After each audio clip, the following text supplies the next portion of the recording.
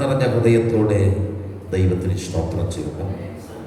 India Pentecost ദൈവസഭ ചെറിയ ഉണ്ണി ചർച്ചിൻ്റെ നേതൃത്വത്തിൽ നടന്നു വരുന്ന 3 ദിവസത്തെ ഉപവാസ പ്രാർത്ഥനയുടെ 2ാമത്തെ ദിവസം രാത്രിയിൽ കർത്താവിൻ്റെ വചനവും സാക്ഷിയുമായി നിൽക്കുവാൻ ലഭിച്ച നല്ല അവസരത്തിനായിട്ട് നന്ദി നിറഞ്ഞ ഹൃദയത്തോടെ ദൈവത്തിന് സ്തോത്രം ചെയ്യുന്നു.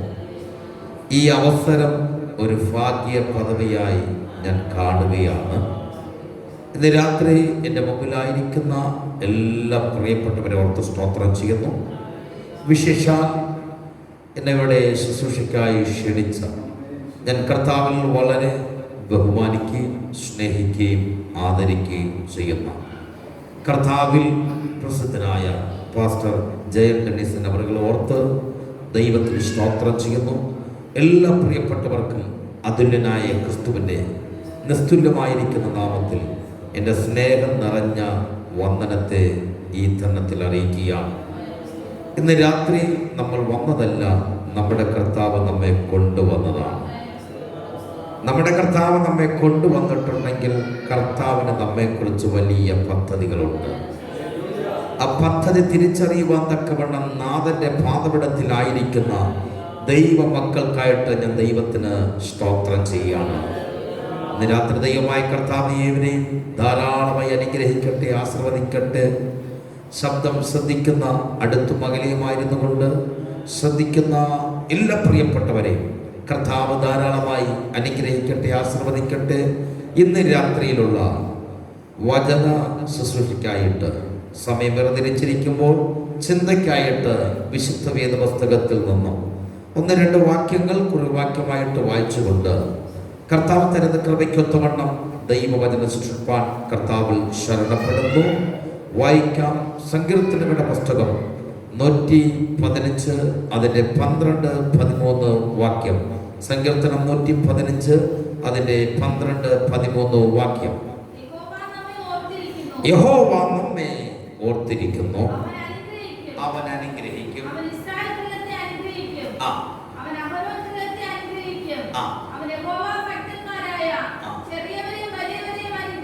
മതി. എല്ലാ കണ്ണുകളും ഒരു നിമിഷം കൂടി അടച്ച് ഈ ഉപവാസത്തിൻ്റെ 2ാമത്തെ രാത്രിയിൽ ദൈവത്തിൻ്റെ പരിശുദ്ധാത്മാവ് നമ്മോട് സംസാരിക്കേണ്ടതിനായി, ദൈവത്തിൻ്റെ ആത്മാവ് നമ്മോട് ഇടപെടേണ്ടതിനായി ഒരു മനുഷ്യ ശബ്ദം ഇന്ന് രാത്രി ഞങ്ങൾക്ക് വേണ്ട കർത്താവേ.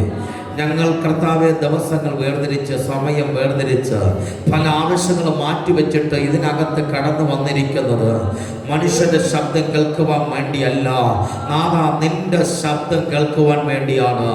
അവിടുത്തെ ശബ്ദം ഇന്ന് രാത്രി കേൾപ്പിക്കണമേ എന്ന് പറഞ്ഞുകൊണ്ട് ഇന്ന് രാത്രി ദൈവത്തോട് പ്രാർത്ഥിച്ച് തുടങ്ങട്ടെ. ആര് പ്രസംഗിക്കുന്നു എന്നല്ല, ആരെക്കുറിച്ച് പ്രസംഗിക്കുന്നു എന്നതാണ് നമ്മുടെ കേന്ദ്ര വിഷയമെന്ന് പറയുന്നത്. പൗലോസ് പറയുന്നു, ഞങ്ങളോ ക്രൂശിക്കപ്പെട്ട ക്രിസ്തുവിനെ പ്രസംഗിക്കുന്നു. യേശു ക്രിസ്തു പറയുന്നു, ഞാനോ ഭൂമിയിൽ നിന്ന് ഉയർത്തപ്പെട്ടാൽ അനേകർ എങ്കിലേക്ക് ആകർഷിക്കപ്പെടും. ഇന്ന് രാത്രി ആ ദൈവത്തിന്റെ പരിശുദ്ധാത്മാവ് നമ്മോട് ഇടപെടേണ്ടതിനായിട്ട് ആരും മൗനമായി ഇരിക്കാതെ അധരം തുറന്നുകൊണ്ട് ദൈവത്തെ സ്തുതിക്കുവാനായിട്ട് ദൈവത്തിന്റെ പരിശുദ്ധാത്മാവ് ഒരു നിയോഗം നൽകുകയാണെങ്കിൽ ഇന്ന് രാത്രി ദൈവത്തെ സ്തുതിച്ച് തുടങ്ങട്ടെ. ആരും മൗനമായി ഇരിക്കാതെ ദൈവത്തെ സ്തുതിച്ച് തുടങ്ങട്ടെ. സ്തുതിക്കുന്ന നേരുള്ളവർക്ക് ഉചിതമെന്ന് തിരുവെടുത്ത് നമ്മെ പഠിപ്പിക്കുമ്പോൾ അധരം തുറന്നുകൊണ്ട് ദൈവത്തിന് സ്തോത്രം ചെയ്ത് ദൈവത്തിന് മഹത്വം കൊടുക്കട്ടെ. ഞാൻ എൻ്റെ മഹത്വം മറ്റൊരുത്തിന് സ്തുതി വിഗ്രഹങ്ങൾക്ക് വിട്ടുകൊടുക്കുകയില്ലെന്ന് അരുളി ചെയ്ത നാഥന്റെ നാമത്തെ ഈ രാത്രിയിൽ മഹത്വപ്പെടുത്തുവാൻ ദൈവത്തിന്റെ ആത്മാവ് നമുക്ക് അവസരം തന്നിരിക്കുമ്പോൾ കരമടിച്ച് ദൈവത്തെ സ്തുതിപ്പാനായിട്ട് ദൈവത്തിന്റെ ആത്മാവ് ഒരു നിയോഗം നൽകുകയാണെങ്കിൽ ഇന്ന് രാത്രി കരമടിച്ച് ദൈവത്തെ ഒന്ന് ആരാധിക്കട്ടെ. ആരാധനയ്ക്ക് യോഗ്യനായവൻ ഇന്ന് രാത്രി നമ്മുടെ നടുവിൽ എഴുന്നള്ളി വന്നിട്ടുണ്ട്. അവ തേജസ് വാരി അണിഞ്ഞവനായി, ഭാരത്തെ പങ്കച്ച കെട്ടിയവനായി, അഗ്നി ജ്വാലിക്കുന്ന കണ്ണുള്ളവനായി, ഉലയിൽ ചുട്ടുമണിപ്പിച്ച വെള്ളോട്ട് സദൃശമുള്ളവൻ, ആരും തുറക്കാതെ വേണ്ട മടക്കുകയും ആരും അടയ്ക്കാതെ വേണ്ട തുറക്കുകയും ചെയ്യുന്ന ദാവീദിന്റെ താക്കോലുള്ളവൻ ഇന്ന് രാത്രി നമ്മുടെ നടുവിൽ വന്നിട്ടുണ്ടെന്ന് ഈ 2ാമത്തെ രാത്രി അവന്റെ സാന്നിധ്യം ഞാൻ അനുഭവിക്കുന്നു എന്ന് തിരിച്ചറിയുന്നവർ അവർ ദൈവത്തെ സ്തുതിക്കട്ടെ. അന്യഭാഷ അടയാളമായി പ്രാപിച്ച ദൈവമക്കൾ ഇന്ന് രാത്രി ഇതിനകത്തുണ്ടെങ്കിൽ അവർ ആത്മാവിൽ സ്തുതിച്ചു തുടങ്ങട്ടെ. അന്യഭാഷയിൽ സംസാരിക്കുന്നത് അവർ മനുഷ്യരോടല്ല, അവർ ദൈവത്തോടത്രേ. അത് മനുഷ്യരാരോ തിരിച്ചറിയുന്നില്ല. ഇന്ന് രാത്രി ദൈവത്തെ സ്തുതിക്കട്ടെ. നാളിതുവരെ പ്രാപിക്കാത്ത ചില ദൈവീക വാഗ്ദത്തങ്ങൾ പ്രാപിക്കുന്ന ഒരു രാത്രിയായി മാറേണ്ടതിനായി, നാളിതുവരെ അനുഭവിക്കാത്ത ദൈവീക സാന്നിധ്യം ഇന്ന് രാത്രി ദൈവത്തിൽ നിന്ന് അനുഭവിക്കുവാൻ ഈ രാത്രി ദൈവത്തെ സ്തുതിക്കട്ടെ. എന്നെ ഓർക്കുന്നവര് ദൈവം ഇന്ന് രാത്രി വന്നിട്ടുണ്ട്. അവൻ അനുഗ്രഹിക്കുന്നവനാണ്. യഹോവ ഭക്തന്മാരായ ചെറിയവരെ വലിയവരെ ഒരുപോലെ അനുഗ്രഹിക്കുന്ന ഒരുവൻ ഇന്ന് രാത്രി ഇതിനകത്ത് എഴുന്നള്ളി വന്നിട്ടുണ്ടെന്ന് വിശ്വസിക്കുന്നവർ ശക്തിയോടെ ദൈവത്തെ സ്തുതിക്കട്ടെ. ദൈവത്തെ ആരാധിക്കുന്ന ദൈവവേദല് നിന്റെ ആരാധന വൃഥാവല്ല, നിന്റെ പ്രാർത്ഥന വൃഥാവല്ല, നീ ഉപവസിക്കുന്ന വൃഥാവല്ല. നീ നാളുകളായി കരയുന്ന വിഷയത്തിന് മറുപടി തരുവാൻ കഴിയുന്ന ഒരുവൻ ഇതിനകത്ത് വന്നിട്ടുണ്ട്.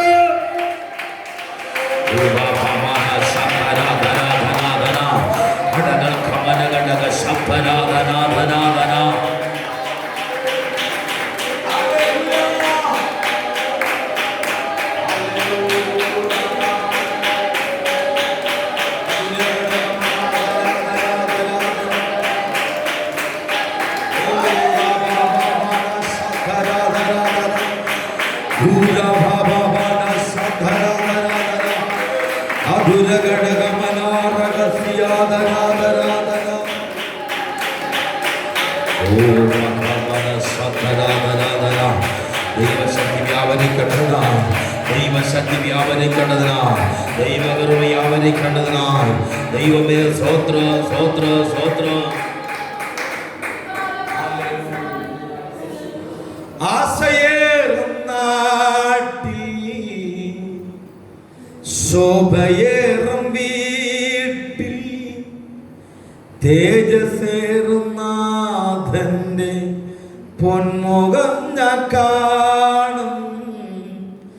ആശയേറും നാട്ടിൽ ശോഭയേറും വീട്ടിൽ തേജസ്സേറും നാഥന്റെ പൊന്മുഖം ഞാൻ കാണും. വിന്മയാമ ശരീരം ആവിൻ രൂപി നൽകുമ്പോ എന്നല്ലെല്ലാം മാറിയിടുമേ. വിന്മയാമ ശരീരം ആവിൻ രൂപി നൽകുമ്പോ എന്നല്ലെല്ലാം മാറിയിടുമേ. സ്വർഗീയ ശില്പിയെ നേരിൽ കാണും. അല്ലലില്ല നാട്ടിൽ ഞാൻ എത്തിടുമ്പോ സ്വർഗീയ ശില്പിയെ നേരിൽ കാണും. അല്ലലില്ല നാട്ടിൽ ഞാൻ എത്തിടുമ്പോ വിന്മയാമ ശരീരം ആവിൻ രൂപി നൽകുമ്പോ എന്നല്ലെല്ലാം മാറിയിടുമേ. വിന്മയാമ ശരീരം ആവിൻ രൂപി നൽകുമ്പോ എന്നല്ലെല്ലാം മാറിയിടുമേ. പരിശുദ്ധനായ ദൈവമേ, സ്വർഗീയ ഞങ്ങളുടെ നല്ല പിതാവേ, അവിടുത്തെ പുത്രനും ഞങ്ങളുടെ രക്ഷിതാവുമായ യേശു ക്രിസ്തുവിൻ്റെ വിലപ്പെട്ട നാമത്തിൽ അവിടുത്തെ അഭിഷിക്തദാസൻ സഭയായി ക്രമീകരിച്ചിരിക്കുന്ന ഉപവാസ പ്രാർത്ഥനയുടെ രണ്ടാമത്തെ രാത്രിയിൽ ഞങ്ങൾ ഒരുമിച്ച് അവിടുത്തെ സന്നിധിയിലേക്ക് അടുത്ത് വരികയാണ്. ഇന്ന് രാത്രി അവിടുത്തെ ആത്മാവ് തന്നെ ഞങ്ങളോട് സംസാരിക്കേണ്ടതിനായി, ഞങ്ങളോട് ഇടപെടേണ്ടതിനായി, ഞങ്ങൾക്ക് ആവശ്യമായ നല്ല ആലോചന നൽകി ഞങ്ങളുടെ വിശ്വാസത്തെ വർദ്ധിപ്പിക്കേണ്ടതിനായി, ഞങ്ങളുടെ പ്രത്യാശയെ വർദ്ധിപ്പിക്കേണ്ടതിനായി, കർത്താവിൻ്റെ വരവിന് വേണ്ടി ഒരുങ്ങുവാൻ തക്കവണ്ണം സ്വർഗം ഞങ്ങളെ സഹായിക്കേണ്ടതിനായിട്ട് പ്രാർത്ഥിക്കുന്നു. ഈ ശുശ്രൂഷകൾക്ക് വിരുദ്ധമായിട്ട് നിൽക്കുന്ന എല്ലാ പോരുകളെ ശാസിച്ചകറ്റി ആദരകൽപ്പിക്കണമേ എന്ന് ഞങ്ങൾ അവിടത്തോട് പ്രാർത്ഥിക്കുന്നു. സ്വർഗം അങ്ങനെ ചെന്നുകൊണ്ട് സ്തോത്രം. മുഴുവൻ മഹത്വം അവിടെ നടക്കും വരവിനായി ഒരുക്കും യേശു ക്രിസ്തുവിന്റെ നാമത്തിൽ തന്നെ പിതാവേ. കരമുയർത്തി പിന്നെയും നമ്മുടെ ദൈവത്തിന് മഹത്വം കൊടുക്കാം ശക്തിയോടെ. ഒരിക്കൽ കൂടി പ്രൈസ് ദി ലോർഡ്. ദൈവത്തിന്റെ ധന്യ തിരുനാമം പിന്നെയും മഹത്വപ്പെടുമാറാകട്ടെ. ഇന്ന് രാത്രിയിൽ നിങ്ങളുടെ മുമ്പിൽ ദൈവവചനമായിട്ട് നിൽക്കുവാൻ ലഭിച്ച നല്ല അവസരത്തിനായിട്ട് ഒരിക്കൽ കൂടി കർത്താവിന് നന്ദി പറയുകയാണ്. ഇന്ന് രാത്രി സ്തോത്രം അനുഗ്രഹിക്കപ്പെട്ട ഒരു വചനഭാഗമാണ് വായിച്ച് കേൾക്കുവാൻ ഇടയായിത്തീർന്നത്. വേദപുസ്തകം പഠിക്കുന്ന, പാരായണം ചെയ്യുന്ന, പഠിപ്പിക്കുന്ന, പ്രസംഗിക്കുന്ന, പ്രസംഗം കേൾക്കുന്ന പ്രിയപ്പെട്ടവർക്ക് വളരെ സുപരിചിതമായിരിക്കുന്ന ഒരു വേദഭാഗമാണ് ഇന്ന് രാത്രി കുറുവാക്യമായിട്ട് നാം വായിച്ച് കേൾക്കുവാൻ ഇടയായിത്തീർന്നത്. വിശുദ്ധ വേദപുസ്തകം പഠിക്കുമ്പോൾ 66 പുസ്തകം, 1189 അധ്യായങ്ങൾ, 31,173 വാക്യങ്ങൾ അടങ്ങിയ വേദപുസ്തകത്തെ സ്തോത്രം അതിനകത്ത് വലിയ പുസ്തകം എന്നറിയപ്പെടുന്ന സങ്കീർത്തനങ്ങളുടെ പുസ്തകത്തിൽ നിന്നാണ് നാം കുറുവാക്യമായിട്ട് വായിച്ച് കേൾക്കുവാൻ ഇടയായിത്തീർന്നത്. സങ്കീർത്തനങ്ങളുടെ പുസ്തകം പഠിക്കുമ്പോൾ 150 അധ്യായങ്ങൾ, 2461 വാക്യങ്ങൾ ഉള്ള ഈ സങ്കീർത്തന പുസ്തകത്തിൽ 115-ാം സങ്കീർത്തനം അത് ദാവീദിന്റെ ഒരു സങ്കീർത്തനമാണെന്ന് വേദപണ്ഡിതന്മാരുടെ പഠിപ്പിക്കലും അഭിപ്രായമനുസരിച്ച് നമുക്ക് മനസ്സിലാക്കുവാനായിട്ട് കഴിയുന്നു. അതിനകത്ത് നിന്ന് 12-13 വാക്യമാണ് നാം ഇന്ന് രാത്രി കുറിവാക്യമായിട്ട് വായിച്ചു കേൾക്കുവാൻ ഇടയായിത്തീർന്നത്. അവിടെ നാം വായിപ്പാൻ ഇടയായിത്തീർന്നത് യഹോവ നമ്മെ ഓർത്തിരിക്കുന്നു, അവൻ അനുഗ്രഹിക്കും. അതിന്റെ 13-ാമത്തെ വാക്യത്തിൽ പറയുന്നു യഹോവ ഭക്തന്മാരായ ചെറിയവരെയും വലിയവരെയും അവൻ അനുഗ്രഹിക്കും. കരമുയർത്തി ഒന്ന് ദൈവത്തെ സ്തുതിച്ചാട്ടെ. ഈ 2021 ഒടുവിലത്തെ മാസം 18-ാമത്തെ ദിവസത്തിൽ ഇതിനകത്ത് കടന്നു വന്നിരിക്കുന്ന ദൈവമക്കൾ, സമയം മുന്നോട്ട് പോകാത്തത് കൊണ്ടല്ല, ആവശ്യങ്ങൾ മറ്റൊന്നും ഇല്ലാത്തത് കൊണ്ടല്ല, സമയം മുന്നോട്ട് പോകാത്തത് കൊണ്ടല്ല, ആവശ്യങ്ങളൊന്നും ഇല്ലാത്തത് കൊണ്ടല്ല, ആവശ്യങ്ങൾ ഒത്തിരി ഉണ്ടായിട്ടും ഇല്ലാത്ത സമയം കണ്ടെത്തി ഈ ആലയത്തിനകത്ത് വന്നിരിക്കുന്നത് ദൈവത്തിന്റെ അനുഗ്രഹം പ്രാപിപ്പാൻ വേണ്ടിയാണ്. നാം 2021 ഒടുവിലത്തെ മാസത്തിൽ നിൽക്കുന്നത് തന്നെ അത് ദൈവത്തിന്റെ അനുഗ്രഹമാണ്. 2021 ആരംഭ മാസം കണ്ടവർക്ക് ഈ ഒടുവിലത്തെ മാസം കാണുവാൻ കഴിയാതെ ഈ ലോകത്തിൽ നിന്ന് മാറ്റപ്പെട്ടപ്പോൾ നമ്മെ ആയുസ്സോടും ആരോഗ്യത്തോടും നിർത്തിയതിന്റെ പിന്നിൽ നമ്മുടെ കഴിവല്ല, നമ്മുടെ സാമർഥ്യമല്ല, നമ്മുടെ കൊലമഹിമയല്ല, മാൾമെടുക്കല്ല, ആൾസ്വാധീനമല്ല, നമ്മുടെ കർത്താവിന്റെ കൃപയാണ്. ഇന്ന് രാത്രി ദൈവത്തിന്റെ പൈതല് നാം നിന്നതല്ല, നമ്മുടെ കർത്താവ് നമ്മെ നിർത്തിയതാണ്. ഭക്തൻ പാട്ടുകാരൻ പറയുന്നത് നാം നേടിയതല്ല, എന്തെങ്കിലും നേടിയിട്ടുണ്ടെങ്കിൽ അതെല്ലാം നമ്മുടെ കർത്താവ് നമുക്ക് തന്നതാണ്.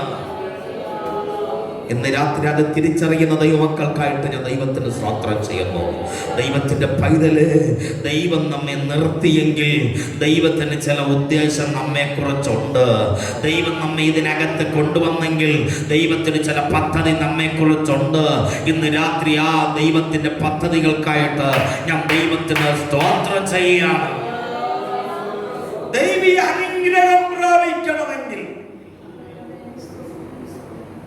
എന്താണ് ചെയ്യേണ്ടത്?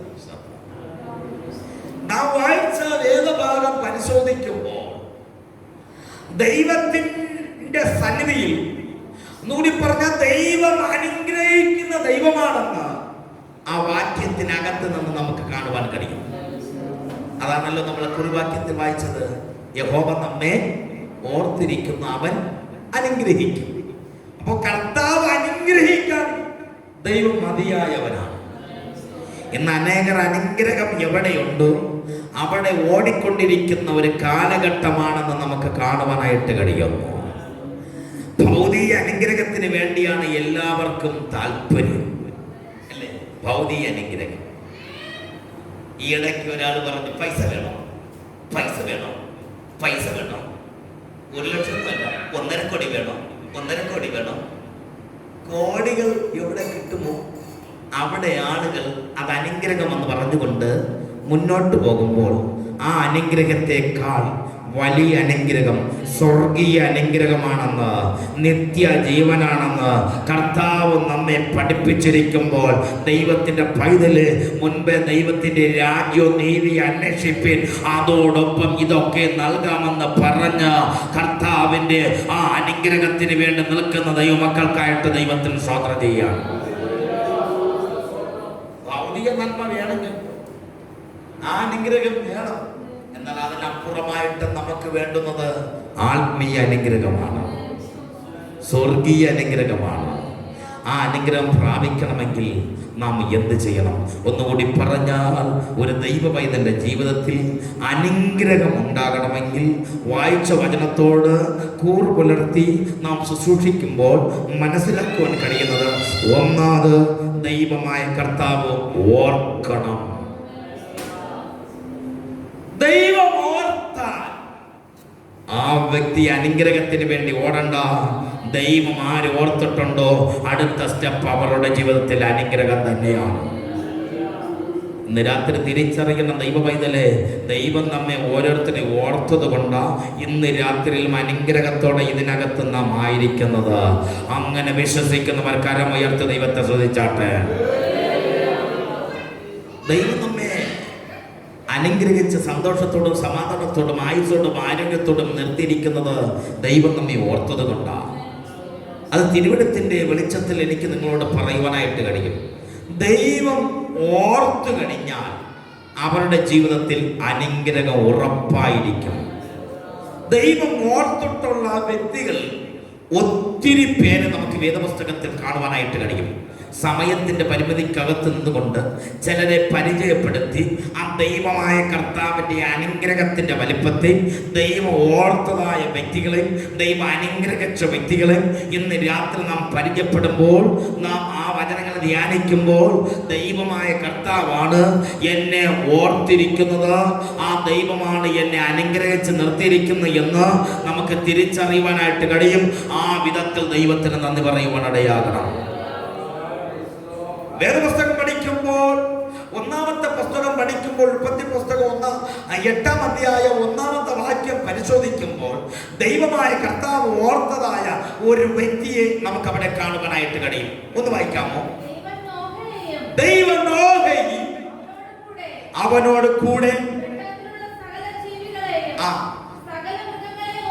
കരമുയർത്തി ഒന്ന് ദൈവത്തെ സ്തുതിച്ചാട്ടെ. ഒരു വാക്യം മറന്നു പോകരുത്. ദൈവം ഒരു വ്യക്തിയെ ഓർത്താൽ ആ വ്യക്തിയുടെ ജീവിതത്തിൽ അനുഗ്രഹം ഉറപ്പാണ്. ഇന്ന് രാത്രി അനുഗ്രഹം പ്രാപിപ്പാൻ വേണ്ടിയാണ് ദൈവത്തിൻ്റെ പാദപീഠത്തിൽ ഇരിക്കുന്നു എങ്കിൽ ദൈവത്തിൻ്റെ പൈതല്, ദൈവം നിന്നെ ഓർത്തേ മതിയാകത്തുള്ളൂ. ദൈവം നിന്നെ ഓർക്കണമെങ്കിൽ നീ ചെയ്യേണ്ട ചില കാര്യങ്ങളുണ്ട്. സ്വത്രം വെറുതെ ദൈവം അനുഗ്രഹിക്കത്തില്ല കേട്ടോ. ഞാൻ എങ്ങനെയെങ്കിലും ജീവിച്ചിട്ട് ദൈവമേ അനുഗ്രഹിക്കണമെന്ന് പറഞ്ഞ് അനുഗ്രഹിക്കത്തില്ല. നമ്മുടെ അവസ്ഥകൾക്ക് വ്യത്യാസമുണ്ടാകണമെങ്കിൽ നമ്മൾ ദൈവത്തിൻ്റെ വ്യവസ്ഥയോടുകൂടെ കാഴ്ചപ്പാടുകൾ മുന്നോട്ട് വയ്ക്കണം. ദൈവം ഓർത്തതായ ഒരു വ്യക്തിയാണ് നാം വായിച്ചു കേൾക്കുവാനിടയായിട്ടുള്ളത്. ഉൽപ്പത്തി പുസ്തകം 8-ാം അധ്യായം 1-ാമത്തെ വാക്യത്തിൽ വായിക്കുന്നത്, യഹോവയായ ദൈവം നോഹയും അവനോട് കൂടെ പെട്ടകത്തിലുള്ള സകല ജീവികളെയും സകല മൃഗങ്ങളെയും ഓർത്തു. കരം ഉയർത്തുന്ന ദൈവത്തെ ചോദിച്ചാട്ടെ. നമുക്ക് നോഹയോട് ചോദിക്കാം, നോഹേ, ദൈവം നിന്നെ ഓർക്കുവാനുള്ള കാരണം എന്താണ്? ദൈവം നിന്നെ ഓർക്കുവാനുള്ള കാരണം എന്താണ്? നോഹയോട് ചോദിച്ചാൽ നോഹ പറയും. അതേ പുസ്തകത്തിൽ 6-ാം അധ്യായം 22-ാമത്തെ വാക്യവും 7-ാം അധ്യായം 5-ാമത്തെ വാക്യവും ഒന്ന് വായിച്ചു നോക്കൂ, ഒന്ന് പരിശോധിച്ചു നോക്കൂ. ദൈവമായ കർത്താവ് നോഹയെ ഓർക്കുവാനുള്ള കാരണത്തെ കുറിച്ച് അവിടെ വ്യക്തമായിട്ട് എഴുതിയിട്ടുണ്ടെന്ന് വായിക്കാമോ? ദൈവമായ കർത്താവ് നോഹയോട് കൽപ്പിച്ചതൊക്കെയും നോഹ ചെയ്തു. അടുത്ത 7-ന്റെ 5 കൂടെ. ദൈവമായ കർത്താവ് നോഹയോട് കൽപ്പിച്ച പ്രകാരമൊക്കെയും നോഹ ചെയ്തു. കരമുയർത്തി ഒന്ന് ദൈവത്തെ ശ്രദ്ധിച്ചാട്ടെ. ഇന്ന് രാത്രി ദൈവത്തിന്റെ പൈതല്, ദൈവമായ കർത്താവ് ഒരു വ്യക്തിയെ, ഒരു കുടുംബത്തെ ഓർക്കണമെങ്കിൽ ദൈവത്തിന്റെ കൽപ്പന അനുസരിപ്പാനായിട്ട് തയ്യാറാകണം. 6-ാം അധ്യായത്തിൽ സകല ജനത്തിന്റെയും അവസാനം വന്നിരിക്കുന്നു എന്ന് പറഞ്ഞ കർത്താവ് ഭൂമിയോട് കൂടെ തന്നെ സകല ജനത്തെ നശിപ്പിക്കുവാൻ പദ്ധതിയിട്ട കർത്താവ് നോഹയോട് പറയാണ്, നോഹേ, അതിനകത്ത് നിന്ന് കൃപ ലഭിച്ചവനായി നിന്നെ കണ്ടിരിക്കുമ്പോൾ നീ ചെയ്യേണ്ടത് ഞാൻ കൽപ്പിക്കുന്ന കാര്യം നീ ചെയ്യണം. കർത്താവ് അവനോട് കൽപ്പിച്ചു, ഗോഫർ മരം കൊണ്ട് 300 മുഴം നീളത്തിൽ 50 മുഴം ഉയരത്തിൽ വീതിയിൽ 30 മുഴം ഉയരത്തിൽ ഒരു പെട്ടകം ഉണ്ടാക്കണം. അതിനകത്തും പുറത്തും അറകൾ ഉണ്ടായിരിക്കണം. അതിനകത്തും പുറത്തും അതിനെ കീൽ തേക്കണം. അതിന് അറകൾ ഉണ്ടായിരിക്കണം. അതിന് കിളിവാതിലുണ്ടായിരിക്കണം. അതിന് വാതിലുണ്ടായിരിക്കണം. കർത്താവ് തന്നോട് കൽപ്പിച്ചതുപോലെ നോഹ ചെയ്യുവാനിടയായി തീർന്നു. അത് കർത്താവ് അവനെ ഓർക്കുവാനുള്ള ഒരു കാരണമായി തീർന്നു.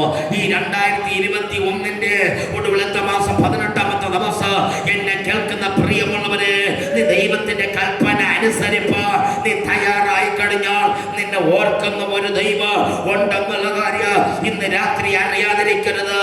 ഇന്ന് രാത്രി ഇതിനകത്തായിരിക്കുന്ന ദൈവമായതെല്ലാം പറയുവാൻ കഴിയുമോ? എന്റെ കർത്താവിന്റെ കൽപ്പന അനുസരിച്ചത് കൊണ്ടാണ് എന്റെ കർത്താവ് എന്നെ ഓർത്തത്.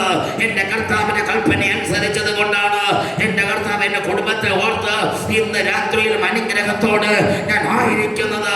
എന്റെ കർത്താവിന്റെ കൽപ്പന അനുസരിച്ചത് കൊണ്ടാണ്. എന്താണ് കർത്താവിന്റെ പുതിയ നിയമകൽപ്പന എന്ന് പറയുന്നത്? പഴയ നിയമത്തിൽ കർത്താവ് നോഹയോട് പറഞ്ഞ കൽപ്പന എന്ന് പറയുന്നത്, ഒന്ന്, ഗോഫർ മരം കൊണ്ട് പെട്ടകം ഉണ്ടാക്കുന്ന കാര്യം. 6-ാം അധ്യായത്തിൽ 7-ാം അധ്യായത്തിൽ പറയുന്ന കൽപ്പന എന്ന് പറയുന്നത് ആ പെട്ടകത്തിനകത്ത് ആരൊക്കെ പ്രവേശിക്കണം എന്നുള്ള കൽപ്പന കർത്താവ് കൊടുക്കുമ്പോൾ അത് അപ്രകാരം തന്നെ അവൻ ചെയ്തു. എന്നാൽ പുതിയ നിയമത്തിലെ കർത്താവിന്റെ കൽപ്പന എന്തെന്ന് ചോദിച്ചാൽ, ഒന്നുകൂടി പറഞ്ഞാൽ മത്തായി സുവിശേഷം 28-ാം അധ്യായം 18 മുതൽ 20 വരെയുള്ള വാക്യത്തിൽ വായിക്കുമ്പോൾ കർത്താവിന്റെ അന്ത്യ കൽപ്പന എന്തെന്ന് അവിടെ എഴുതിയിട്ടുണ്ട്. ആകയാൽ സ്വർഗത്തിനും ഭൂമിക്കും സകല അധികാരം എനിക്ക് നൽകപ്പെട്ടിരിക്കുന്നു. നിങ്ങൾ പുറപ്പെട്ട് പിതാവിന്റെ പുത്രന്റെ പരിശുദ്ധാത്മാവിന്റെ നാമത്തിൽ സ്നാനം കഴിപ്പിച്ചു ഞാൻ നിങ്ങളോട് കൽപ്പിച്ചതൊക്കെ പ്രമാണിപ്പാൻ തക്കവണ്ണം ഉപദേശിച്ചുകൊണ്ട് സകല ജാതികളെ ശിക്ഷരാക്കിക്കൊള്ളുവേ. ഞാനോ ലോക അവസാനത്തോളം എല്ലാ നാളും നിങ്ങളോട് കൂടെ ഉണ്ടെന്ന് അരുളി ചെയ്ത നാഥന്റെ കൽപ്പന അനുസരിച്ച ദൈവമക്കൾ കരം തട്ടി ഒന്ന് ദൈവത്തെ സ്തുതിക്കട്ടെ. ആ കർത്താവിന്റെ കൽപ്പന അനുസരിച്ചത് കൊണ്ടല്ല, കർത്താവ് പറഞ്ഞ കൃപ, കർത്താവ് പറഞ്ഞതായ കൽപ്പന, ആ അന്ത്യ കൽപ്പന, ആ സ്നാനം ഏറ്റത് കൊണ്ടല്ല. ഇന്ന് രാത്രി നീ പ്രത്യാശയോട്, നീ വിശ്വാസത്തോട് നീ ആയിരിക്കുന്നു എന്നുള്ള കാര്യം നീ മറന്നു പോകരുത്. കർത്താവിന്റെ അന്ത്യ കൽപ്പനയാണ് സ്നാനം എന്ന് പറയുന്നത്. ഇന്ന് രാത്രി എന്നെ കേൾക്കുന്ന പ്രിയമുള്ളവരെ, കർത്താവിന്റെ അന്ത്യ കൽപ്പന അനുസരിക്കാതെ അതിനെ അവഗണിച്ച് അത് പിന്നെ ആകട്ടെ എന്ന് പറഞ്ഞുകൊണ്ട് നീട്ടി കൊണ്ടുപോകുന്ന ആരെങ്കിലും എൻ്റെ ശബ്ദം കേൾക്കുന്നു എങ്കിൽ, ഇപ്പോഴാകുന്നു സുപ്രസാദകാലം, ഇപ്പോഴാകുന്നു രക്ഷാ ദിവസം. ഇത്ര വലിയ രക്ഷയെ നിങ്ങൾ ഗണ്യമാക്കാതെ പോയാൽ വരാവുന്നതായ ന്യായവിധിയിൽ നിന്ന് നിങ്ങൾക്ക് തെറ്റി ഒഴിയുവാൻ കഴിയത്തില്ലെന്നുള്ള കാര്യം ഇന്ന് രാത്രി നീ അറിയാതിരിക്കരുത്. കർത്താവിന്റെ കൽപ്പന അനുസരിപ്പാൻ ആര് തയ്യാറാകുന്നു അവർക്ക് വേണ്ടി പ്രവർത്തിക്കുന്ന ഒരു വലിയവനായ ദൈവമുണ്ട്. കർത്താവിന്റെ അന്ത്യകൽപ്പനയാണ് സ്നാനം. സ്നാനം കർത്താവിന്റെ അന്ത്യകൽപ്പനയാണെന്നൊക്കെ അറിയാം. ആരോട് ചോദിച്ചാലും ചിലര് പറയുന്നത് അറിയാം. കർത്താവിന്റെ അന്ത്യകൽപ്പനയാണ് സ്നാനം എന്നൊക്കെ അറിയാം. ഒരിക്കൽ ഒരു പാസ്റ്റർ ഒരു ആന്റിയോട് പറഞ്ഞു, കർത്താവിന്റെ കൽപ്പന അനുസരിക്കണം, അന്ത്യകൽപ്പന അനുസരിക്കണം, സ്നാനം കേൾക്കണം. അപ്പോഴവര് പറയുകയാണ്, എൻ്റെ മോളുടെ കല്യാണം കഴിഞ്ഞ ശേഷം ഞാൻ എന്ത് ചെയ്യാം, സ്നാനപ്പെടാം. കൽപ്പന മോളുടെ കല്യാണം കഴിയുമ്പോൾ പറയും, മോളുടെ കൊച്ചിനെ ഒന്ന് കണ്ടിട്ട് സ്നാനപ്പെടാം. കൊച്ചിനെ കാണുമ്പോൾ പറയും, കൊച്ചിന്റെ നൂല് കെട്ട് കഴിയണം. ഇന്ന് ചിലരെ അങ്ങനെ നീട്ടി പോകുന്ന ചില പുള്ളികളുണ്ടല്ലോ. കർത്താവിന്റെ കൽപ്പന സ്നാനം എന്നുള്ളത് അറിഞ്ഞിട്ടും അത് ചെയ്യാതെ, ആ കൽപ്പന അനുസരിക്കാതെ, സ്നാനം എന്നുള്ളത് എന്താണെന്ന് ഒന്ന് തിരിച്ചറിയാം. സ്നാനം എന്നുള്ളത് ശരീരത്തിന്റെ അഴുക്ക് കളയുന്ന ഒരവസ്ഥയല്ല. എന്തിനാണ് സ്നാനം? പൗലോസ് അപ്പോസ്തലൻ റോമാലേഖനത്തിൽ പറയുന്നു, സ്നാനം എന്താണ്? ക്രിസ്തുവിനോട് ചേരുവാനാണ് സ്നാനം, അല്ലാതെ IPCയോട് ചേരുവാനല്ല സ്നാനം. ക്രിസ്തുവിനോട് ചേരുവാനാണ് സ്നാനം. ക്രിസ്തുവിനോട് ചേരുവാനാണ് നിനക്ക് ആഗ്രഹമെങ്കിൽ നീ സ്നാനമേറ്റേ മതിയാകത്തുള്ളൂ. പത്രോസ് പറയുന്നു, അവന്റെ അടക്ക മരണ അടക്ക പുനരുദ്ധാനത്തോട് ഏകീഭവിക്കുന്ന ഒരവസ്ഥയാണ് സ്നാനം. പൗലോസ് പറയുന്നു, ക്രിസ്തുവിനെ ധരിക്കുന്നതാണ് സ്നാനം. സ്നാനം എന്നുള്ളത് അത് നമ്മുടെ ദൈവത്തിന്റെ ആലോചനയാണ്. സ്നാനം എന്നുള്ള കാര്യം മറന്നു പോകരുത്. ഇത് കർത്താവിന്റെ അന്ത്യകൽപ്പനയാണ്. സ്നാനം എന്നുള്ള കാര്യം മറന്നു പോകരുത്. വിശ്വസിക്കുകയും സ്നാനമേൽക്കുകയും ചെയ്യുന്നവൻ രക്ഷിക്കപ്പെടും, വിശ്വസിക്കാത്തവർ ശിക്ഷാവിധിയിൽ അകപ്പെടും. ഇന്ന് രാത്രി എന്നെ കേൾക്കുന്ന പ്രിയമുള്ളവര്, കർത്താവിന്റെ അന്ത്യകൽപ്പന നീ അനുസരിപ്പാൻ തയ്യാറാണെങ്കിൽ നിന്നെ ദൈവം ഓർക്കോ, അവൻ നിന്നെ അനുഗ്രഹിക്കോ. അനുഗ്രഹം പ്രാപിപ്പാൻ വേണ്ടിയാണ് ഇന്ന് രാത്രി ആയിരിക്കുന്നു എങ്കിൽ, ആ കർത്താവിന്റെ കൽപ്പന അനുസരിച്ച വ്യക്തിയാണെങ്കിൽ ഇന്ന് രാത്രി ദൈവത്തോട് പ്രാർത്ഥിക്കണം, എൻ്റെ കർത്താവേ എന്നെ ഓർക്കണമേ. ഒരു അനുഗ്രഹം പ്രാപിപ്പാനാണ്, തലമുറയുടെ അനുഗ്രഹം കാണുവാൻ വേണ്ടിയാണ്, കുടുംബത്തിന്റെ അനുഗ്രഹം കാണുവാൻ വേണ്ടിയാണ്, ദേശത്തിന്റെ അനുഗ്രഹം കാണുവാൻ വേണ്ടിയാണ്, സഭയുടെ അനുഗ്രഹം കാണുവാൻ വേണ്ടിയാണ് ആഗ്രഹിക്കുന്നതെങ്കിൽ ഇന്ന് രാത്രി ദൈവത്തോട് പ്രാർത്ഥിക്കുക. ദൈവമേ എന്നെ ഓർക്കണമേ, എൻ്റെ സഭയെ ഓർക്കണമേ, എൻ്റെ ദേശത്തെ ഓർക്കണമേ, എൻ്റെ തലമുറയെ ഓർക്കണമേ. ഇന്ന് രാത്രി പ്രാർത്ഥിപ്പാൻ അങ്ങനെ പ്രാർത്ഥിക്കുന്നു എങ്കിൽ അവരെ ഓർത്ത് അനുഗ്രഹിക്കുന്ന ഒരു ദൈവം ഇന്ന് രാത്രി നമ്മുടെ നടുവിൽ വന്നിട്ടുണ്ട്. നോഹ ദൈവത്തിന്റെ കൽപ്പന അനുസരിപ്പാൻ തയ്യാറായപ്പോൾ വചനം പറയുന്നു, കർത്താവ് അവനെ ഓർക്കുവാനിടയായി. ഒരു പിതാവ് ദൈവത്തിന്റെ കൽപ്പന അനുസരിച്ചപ്പോൾ ആ പിതാവിനെ ദൈവം ഓർത്തെങ്കിൽ അവിടുത്തെ അനുഗ്രഹം ആ പിതാവിന് മാത്രമല്ല കേട്ടോ.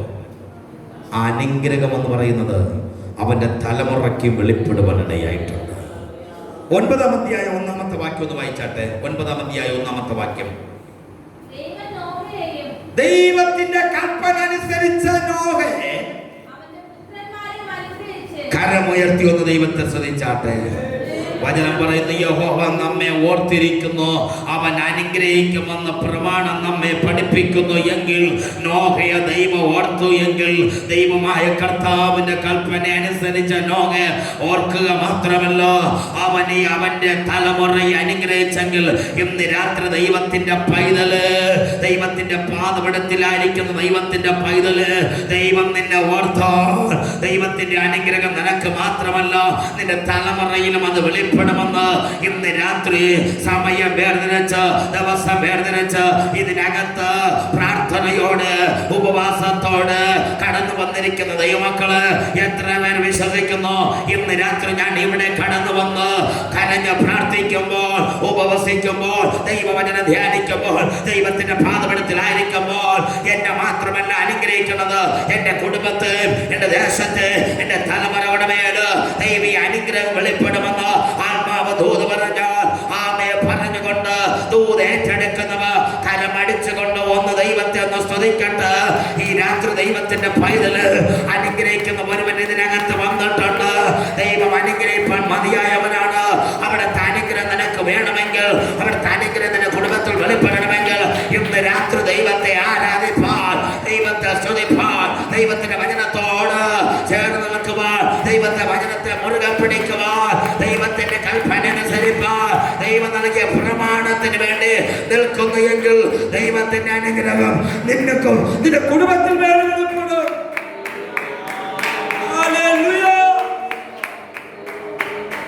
മാതാപിതാക്കൾ പ്രമാണത്തിന് വേണ്ടി നിന്നാൽ തലമുറകളെ ദൈവം അനുഗ്രഹിപ്പാൻ മതിയായവനാണ്.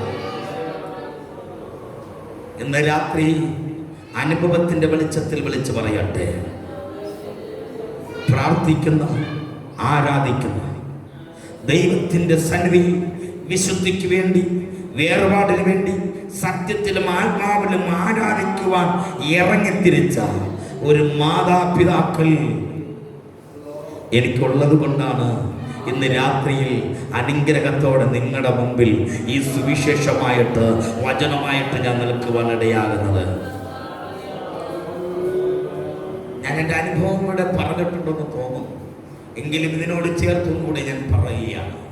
പ്രിയമുള്ളവരെ, തികഞ്ഞ മദ്യപനിയായി ജീവിക്കുമ്പോൾ, കഞ്ചാവിന് അടിമയായി ജീവിക്കുമ്പോൾ, രക്ഷപ്പെടില്ല എന്ന് ലോകം വിധിയെഴുതിയപ്പോൾ രക്ഷപ്പെട്ട് ഇന്ന് രാത്രിയിലും ഒരു സുവിശേഷകനായിട്ട് ദൈവത്തിൻ്റെ പ്രമാണം പിടിച്ചുകൊണ്ട് നിൽക്കുവാൻ ഇടയായതിൻ്റെ പിന്നിൽ എൻ്റെ കഴിവോ എൻ്റെ സാമർഥ്യമൊന്നുമല്ല. എൻ്റെ മാതാപിതാക്കൾ ദൈവത്തിൻ്റെ സന്നിധിയിൽ വിശുദ്ധിക്ക് വേണ്ടി, വേർപാടിന് വേണ്ടി, പെന്തക്കോസ്തിൻ്റെ അനുഭവത്തിന് വേണ്ടി, ദൈവത്തിൻ്റെ പ്രമാണത്തിന് വേണ്ടി, ദൈവത്തിൻ്റെ കൽപ്പന മുഴുകൽ സ്നാനമാണ്, ദൈവത്തിൻ്റെ കൽപ്പന എന്ന് തിരിച്ചറിഞ്ഞ് ദൈവത്തിൻ്റെ വചനത്തിന് വേണ്ടി നിന്നത് കൊണ്ടാണ് അനുഗ്രഹത്തോടെ ഞാനും ഇന്ന് രാത്രി നിങ്ങളുടെ മുമ്പിൽ നിൽക്കുന്നത്. ഇന്ന് രാത്രി പറയട്ടെ, നിങ്ങൾ വളരെ ബന്ധപ്പെട്ട് ആലയത്തിൽ നടക്കുന്നതായ പ്രാർത്ഥനാ കൂട്ടായ്മയിൽ കടന്നു വന്ന് നിങ്ങൾ പ്രാർത്ഥിക്കുന്നത് നിങ്ങൾക്ക് നഷ്ടമല്ല, നിങ്ങൾ ആരാധിക്കുന്നത് നിങ്ങൾക്ക് നഷ്ടമല്ല, നിങ്ങൾ ദൈവത്തിൻ്റെ സന്നിധിയിൽ സമയം വേർതിരിച്ചിരിക്കുന്നത് നിങ്ങൾക്ക് നഷ്ടമാകത്തില്ല. നിങ്ങൾ ദൈവത്തിൻ്റെ സന്നിധിയിലായിരിക്കുന്ന സമയത്തിനൊക്കെയും കർത്താവ് പ്രതിഫലം തരുവാൻ ദൈവം വിശ്വസ്തനാണ്. കാരണം ദൈവത്തിൻ്റെ സന്നിധിയിൽ കഴിക്കുന്ന ഒരു ദിവസം വേറെ 1000 ദിവസത്തേക്കാൾ ഉത്തമമെന്ന് പഠിപ്പിച്ച നാഥൻ നമുക്ക് പ്രതിഫലം തന്നിരിക്കും. അതുകൊണ്ടാണ് ഭക്തൻ പറഞ്ഞത്, ദുഷ്ടന്മാരുടെ കൂടാരങ്ങൾ പാർക്കുന്നതിനേക്കാൾ ദൈവത്തിന്റെ ആലയത്തിൽ വാതിൽ കാവൽക്കാരനായിരിക്കുന്നത് എനിക്ക് ഏറെ ഇഷ്ടമുള്ള കാര്യമാണ്. ആലയത്തിൽ ആരാധനയ്ക്ക് പോകുന്നത്, ആരാധനയ്ക്കായി ചെന്ന് ഇരിക്കുന്നത് ഏറെ ഇഷ്ടമുള്ള കാര്യം.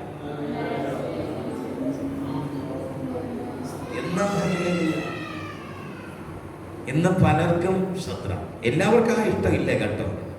ആരാധന നടക്കുന്ന കൂട്ടായ്മയിൽ, ആലയത്തിൽ നടക്കുന്ന ആ ആരാധന കൂട്ടായ്മയിൽ ചെന്നിരിക്കുവാൻ ചിലർ പറയാറുണ്ട്, അയ്യോ കോവിഡ് അല്ലേ.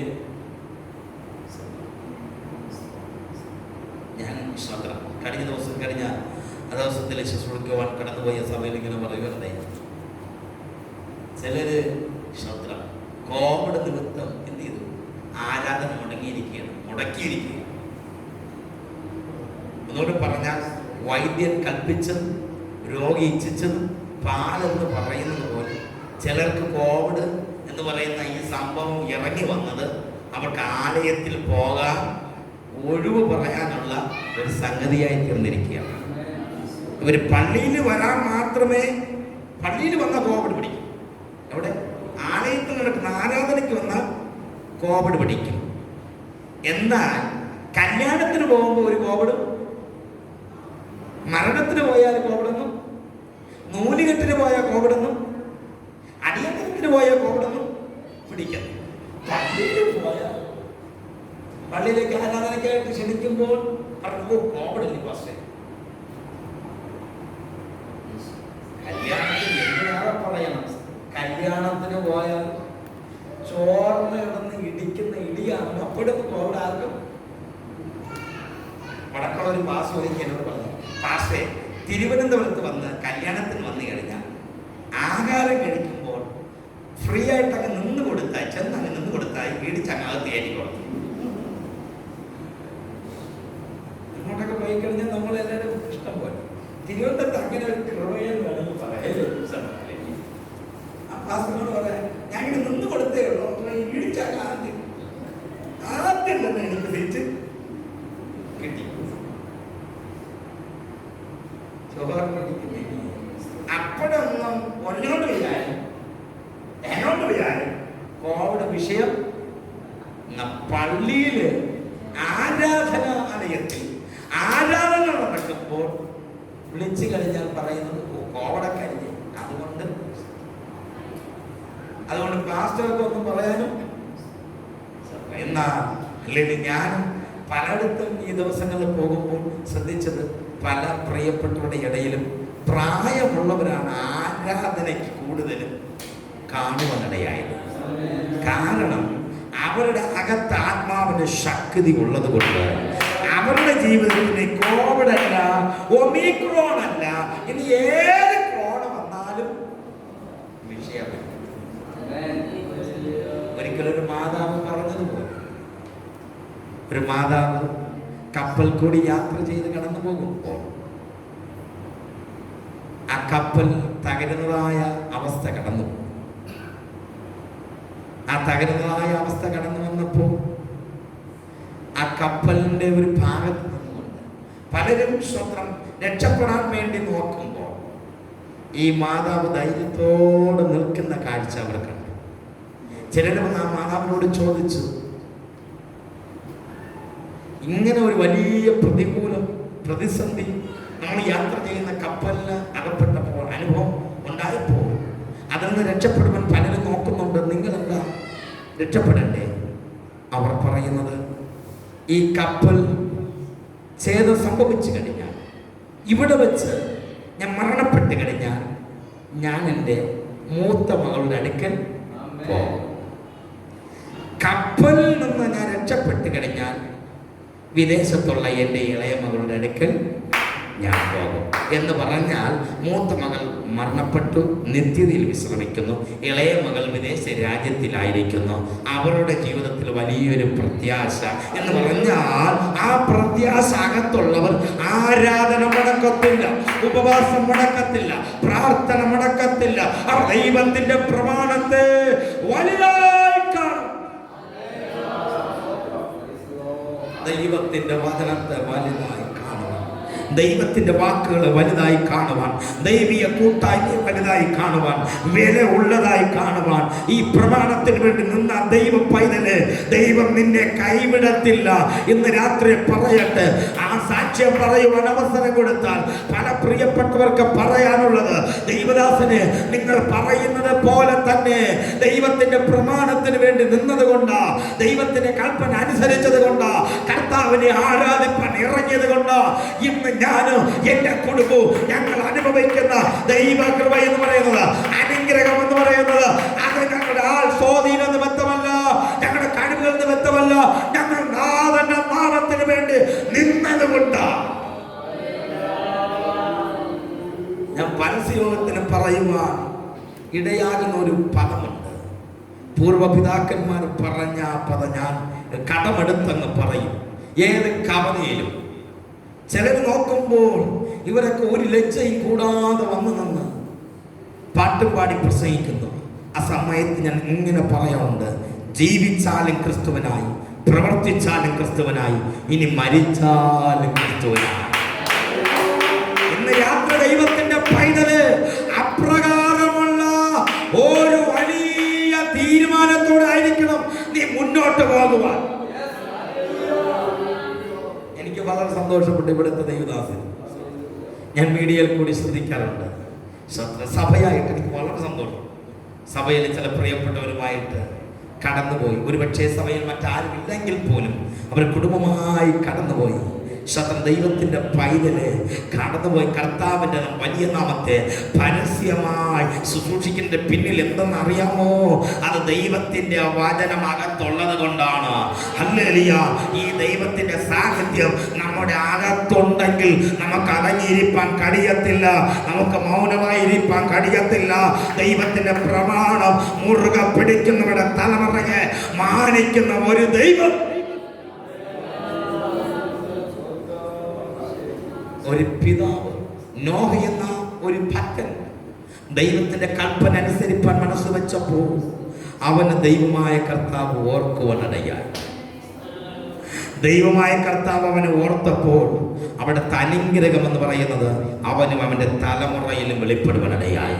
ഇന്ന് രാത്രി ദൈവത്തിൻ്റെ പൈതല്, നീ ആലയത്തിൽ കടന്നു വന്ന് ദൈവസന്നി പ്രാർത്ഥിക്കുമ്പോൾ, ആരാധനയ്ക്കായിട്ട് നീ സഹകരിക്കുമ്പോൾ, ഈ പ്രാർത്ഥന കൂട്ടായ്മയിൽ അല്ലെങ്കിൽ സഹവിശ്വാസികളോടൊപ്പം ദൈവത്തിൻ്റെ അഭിഷേകദാസനോട് ചേർന്ന് കർത്താവിൻ്റെ വലിയ നാമത്തെ ഉയർത്തുമ്പോൾ, ഈ ദേശത്തിന് വേണ്ടി, ആത്മാക്കൾക്ക് വേണ്ടി, ഇടങ്കൈ വലങ്കൈ തിരിച്ചറിയാത്ത പാവത്തെ പച്ചവെള്ളം പോലെ വലിച്ചു കുടിക്കുന്ന വ്യക്തികൾക്ക് വേണ്ടി, ആത്മദാഹത്തോട് ആത്മാക്കളുടെ വിടുതലിന് വേണ്ടി നീ പ്രാർത്ഥിക്കുവാൻ, സാഹചര്യങ്ങളെ മാറ്റിവെച്ചിട്ട് അല്ലെങ്കിൽ പല പ്രതിസന്ധികൾ ഉണ്ടെങ്കിൽ, പല പ്രതികൂലങ്ങൾ ഉണ്ടെങ്കിൽ അതൊന്നും വകവയ്ക്കാതെ അതിന്റെ നടുവിലും ആലയത്തിൽ കടന്നു വന്ന് ആത്മാക്കൾക്ക് വേണ്ടി പ്രാർത്ഥിക്കുമ്പോൾ, ദൈവത്തിന്റെ പ്രമാണം അനുസരിച്ച് ഓരോരോ കണ്ണുനീർ ഒഴുക്കുമ്പോൾ, ദൈവത്തിന്റെ പൈതല് അത് നിമിത്തമുള്ള അനുഗ്രഹം നിനക്ക് മാത്രമല്ല നിന്റെ കുടുംബത്തിനകത്തും അത് വെളിപ്പെടുവാനിടയാകും.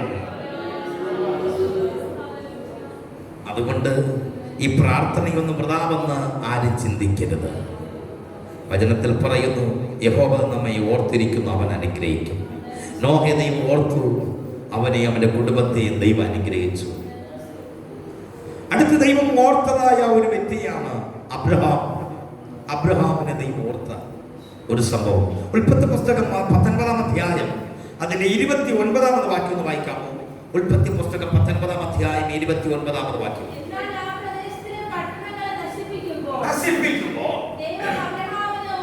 ദൈവം അബ്രഹാമിനെ ഓർത്ത് കരമുയർത്തി ദൈവത്തെ വിളിച്ചാട്ടെ. എന്നാൽ ആ ദേശത്തിലെ പട്ടണങ്ങളെ നശിപ്പിക്കുമ്പോൾ, ഏത് ദേശമാണ്? സൊദോം ഗൊമോറ പട്ടണത്തെ ദൈവം നശിപ്പിക്കുമ്പോൾ ദൈവമായ കർത്താവ് അബ്രഹാമിനെ ഓർക്കുവാനിടയായിട്ടുണ്ട്. ഇന്ന് രാത്രി ദൈവത്തിന്റെ പൈതല് അബ്രഹാമിനെ ഓർക്കുവാനുള്ള കാരണം എന്തെന്നറിയാമോ? അവിടെ അനുഗ്രഹത്തെ കുറിച്ച് അതേ വാക്യത്തിൽ തന്നെ നമുക്ക് കാണുവാനായിട്ട് കഴിയുന്നു. അബ്രഹാമിനെ ഓർക്കുവാനുള്ള ഒരു കാരണം 12-ാം അധ്യായം 1-ാമത് വാക്യം വായിക്കുമ്പോൾ നമുക്ക് കാണുവാൻ കഴിയുന്നു.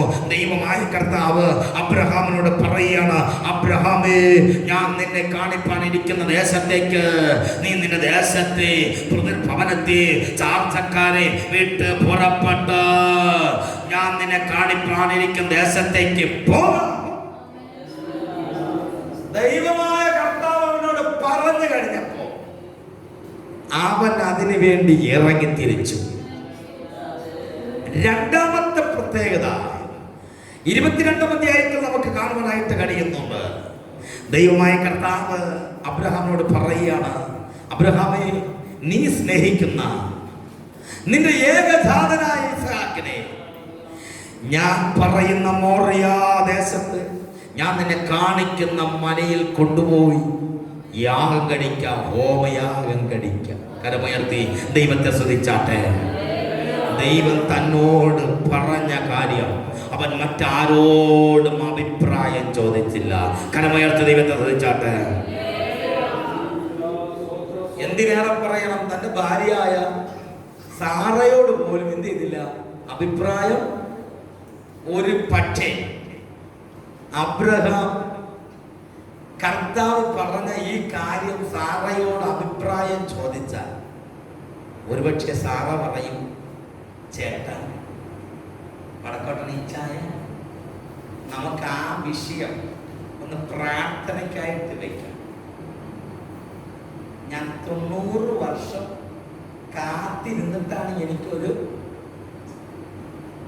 ചേട്ടനറിഞ്ഞൂടെ, 100 വർഷം കാത്തിരുന്നിട്ടാണ് ഒരു തലമുറ ലഭിച്ചത്. അതുകൊണ്ട് നമുക്കത് പ്രാർത്ഥനയ്ക്കായിട്ട് നമുക്ക് അടുത്തൊരു പാസ്റ്ററെ കൂടെ വിളിച്ചിട്ട് ആലോചന കേട്ടിട്ട് കാര്യങ്ങൾ അങ്ങനെ പറയുവാൻ സാധ്യത ഉള്ളത് കൊണ്ട് അബ്രഹാം അവളോട് അഭിപ്രായം ചോദിച്ചില്ല. ഇന്ന് രാത്രി ചില കാര്യങ്ങൾ കേട്ടോ, എല്ലാവരും കേട്ടോ, ചില സമയത്തൊക്കെ പറയുന്നതൊക്കെ അനുസരിച്ചോ. ഭാര്യ പറയുന്നത് ഭർത്താവ് എന്ത് ചെയ്യണം? ചില സമയത്ത് കേട്ടോ, ചില കാര്യങ്ങൾ. ഒരിക്കൽ അബ്രഹാമിനോട് സാറ പറഞ്ഞു, എന്ത് പറഞ്ഞു? നീ അവളെ പുറത്താക്കി കളയണമെന്ന്, ആഗാറിനെ പുറത്താക്കി കളയണമെന്ന് പറഞ്ഞപ്പോൾ എന്ത് ചെയ്തു? അവനത് ഇഷ്ടമല്ല, പുറത്താക്കി കളയാൻ. ദൈവം പറഞ്ഞു, അവൾ പറയുന്നത് പോലെ നീ എല്ലാ കാര്യവും. ചിലരുണ്ടല്ലോ, ചില വീടുകളിൽ അവിടുത്തെ ഭർത്താവ് ആരായിരിക്കും? അവിടുത്തെ ഭാര്യയായിരിക്കും. പെൺ ഭരണമുണ്ടോ അവിടെ പുറത്ത് തന്നെ. ചില നല്ല കാര്യങ്ങളെല്ലാം കേൾക്കണം. ചിലർ അവിടെ സ്ത്രീ പിടിക്കുന്നത് ഈ ചേച്ചിമാരാണ്. ചേച്ചി ഇടത്തോട്ട് പിടിക്കുമ്പോൾ ചേട്ടനെ ഇടത്തോട്ട് തിരിഞ്ഞു പോകണം. തിരിഞ്ഞില്ലെങ്കിലാണ് എന്തായിരിക്കും അവിടെ? തിരിഞ്ഞില്ലെങ്കിൽ പിന്നെ അബ്രഹാമിനെ സാറ എങ്ങനെ വിളിച്ചിരുന്നു? യജമാനനെ. എങ്ങനെ? യജമാനനെ എന്നാ വിളിച്ചത്. എബ്രായ ഭാഷയിൽ യജമാനൻ എന്ന വാക്കിനെ എബ്രായ ഭാഷയിൽ പറയുന്നത് അഡോനായി. എന്തോന്നു? നമ്മളെ മലയാളികൾക്ക് ചില സമയത്ത് ചേട്ടനോട് ചേച്ചിക്ക് സ്നേഹം കൂടുമ്പോൾ വിളിക്കുന്ന ഒരു പേരാണ് യജമാനനെ എന്നാണ് വിളിക്കുന്നത്. അഡോനായി എന്നാണ് വിളിക്കേണ്ടത്. ചിലപ്പോൾ കൂടുമ്പോ, സ്നേഹം കൂടുമ്പോ വിളിക്കും യഡോനായി, യഡോനായി. അങ്ങനെയൊക്കെ വിളിക്കും. ഇവിടെ ആരും വിളിക്കില്ല. അതെല്ലാം ഞങ്ങൾ കോളിൽ അവിടെ എനിക്ക് പറയാൻ പറ്റുള്ളൂ. ചിലർ സ്നേഹം കൂടുമ്പോ വിളിക്കുന്ന. ഞാൻ പറഞ്ഞതിന്റെ സാധനം എന്ന് ചോദിച്ചാൽ, എല്ലാ കാര്യവും കർത്താവ് അബ്രഹാമിനോട് പറയുന്ന കാര്യത്തിൽ അഭിപ്രായം ചോദിക്കേണ്ട സമയത്ത് ചോദിക്കണം. ചോദിക്കാൻ പാടില്ലാത്ത കാര്യം ചോദിക്കണ്ട. ഇടങ്കൈ ചെയ്യുന്നത് എന്തെന്ന് വലങ്കൈ അറിയുന്ന ചില കാര്യം. ചിലയിടത്ത് ചില സഹോദരന്മാരുണ്ട് കേട്ടോ, സഹോദരന്മാര് കർത്താവിന്റെ നാമത്തിന് വേണ്ടി കൊടുക്ക ഭയങ്കര. എന്ന സഹോദരന്മാരാണെങ്കിൽ അതിന് ചിലയിടത്ത് തിരിച്ച, ചിലയിടത്ത് രണ്ടുപേരും കൂടെ ഒത്ത് കർത്താവിന്റെ നാമത്തിന് വേണ്ടി കൊടുക്കേണ്ടതിന് മാറ്റിവെക്കുന്ന പള്ളികളുണ്ട്. അതാരെന്നറിയാമോ? വേദപുസ്തകത്തില് അനന്യാസും അങ്ങനെ ഉണ്ടല്ലോ. ബർന്നബാസിന് ലഭിച്ച നന്മയെടുത്ത് അവൻ കർത്താവിന്റെ നാമത്തിന് വേണ്ടി പത്രോസിന്റെ മുമ്പിൽ കൊടുക്കുന്നത് കണ്ടപ്പോ കണ്ടുകൊണ്ട് നിന്ന അനന്യാസിനും സഭയിലേക്കും ഒരാത്മാവിന്റെ ഒരു കയറ്റം കയറി. ആത്മാവ് കയറിയതും എല്ലാം വെച്ച് വളക്കും. അവരൊരു തീരുമാനം എടുത്തു. വിൽക്കുമ്പോ തീരുമാനം എടുത്തു. എന്താ തീരുമാനം? കിട്ടിയ അതിനെ എടുത്ത് അങ്ങോട്ട് കൊടുക്കണം. വിറ്റ് കഴിഞ്ഞ് 10 പുത്തൻ കഴി വന്നപ്പോഴാണ് ഇവരുടെ സ്വഭാവം. ഒരിക്കലാളിങ്ങനെയാ പറഞ്ഞത്, ദശാംശം കൊടുക്കണമല്ലോ. 100 രൂപ കിട്ടിയാൽ 10 രൂപ കൊടുക്കണം. അല്ലെ 100 രൂപ, സോറി 1 രൂപ കൊടുക്കണം. അല്ല 10 രൂപ കൊടുക്കണം. 100 രൂപ ലഭിച്ച 10 രൂപ കൊടുക്കാൻ ഒരു മടിയും ഇല്ല. 500 രൂപ കിട്ടിയാൽ 50 രൂപ കൊടുക്കാൻ ഒരു മടിയും ഇല്ല. 1000 കിട്ടിയാൽ 100 രൂപ കൊടുക്കുവാൻ ഒരു മടിയും ഇല്ല. 10,000 കിട്ടിയാൽ 1000 കൊടുക്കാൻ മടി ഇല്ല. 1,00,000 കിട്ടിയാൽ 10,000 കൊടുക്കാൻ ഇവിടെ അല്ല കേട്ടോ. എങ്ങനെ കൊടുക്കും? പാസ്റ്ററിന് കാർഡുണ്ട്. ചിലര് പറയുന്നത്, ചിലർ കൊടുക്കാൻ നല്ല മനസ്സായിരിക്കും കേട്ടോ. കൊടുക്കാൻ വേണ്ടി താല്പര്യപ്പെട്ടിരിക്കുമ്പോഴായിരിക്കും ഏതെങ്കിലും പിശാച് എന്ന് അതിനോട് കിടന്ന് നിങ്ങൾ പറഞ്ഞു. ഒരിക്കലും ഒരു ദിവസം എന്നോട് പറയാനിടയായി, ഒരു കുടുംബം അവർക്ക് കിട്ടുന്ന നന്മയെല്ലാം അതിന്റെ ഓഹരി അല്ലെങ്കിൽ ദശാംശം ദൈവ വേലയ്ക്ക് വേണ്ടി, ദൈവനാമത്തിന് വേണ്ടി കൊടുത്തുകൊണ്ടിരുന്നു. അങ്ങനെ ഇരിക്കുമ്പോഴാണ് ഈ സഹോദരനാണ് കൊടുക്കുന്നത്. സഹോദരൻ ആ ദിവസം പള്ളിയിൽ പോകാൻ പറ്റിയില്ല. സഹോദരൻ പോയ സമയത്ത് എന്ത് ചെയ്തു? സഹോദരന്റെ കയ്യിൽ പൈസ കൊടുക്കാൻ ഇടയായി. സഹോദരൻ പൈസയും കൊണ്ട് പോകുന്ന സമയത്താണ് കൂടെ പോകുന്ന ഒരു സഹോദരി ആലയത്തിൽ പോകുന്ന സഹോദരൻ എന്ത് ചെയ്തു? കാര്യങ്ങൾ ഒരുമിച്ച് നടന്നു പോകുമ്പോൾ പറയുകയാണ്, സഹോദരി എന്ന് പറയാം, ഇന്ന് എൻ്റെ ചേട്ടൻ്റെ ദശാംശം കണ്ടിരിക്കുന്ന പാസ്റ്റർ കൂടി. അപ്പോഴാണ് ഇദ്ദേഹം പാസ്റ്ററിന് കാറും ബൈക്കും എന്തും കുറവ്, നീ ഇത്രയും ദശാംശം ഇങ്ങനെയൊന്നും കൊടുക്കേണ്ട ആവശ്യമൊന്നുമില്ല, ഇങ്ങനെയൊന്നും കൊടുക്കേണ്ട.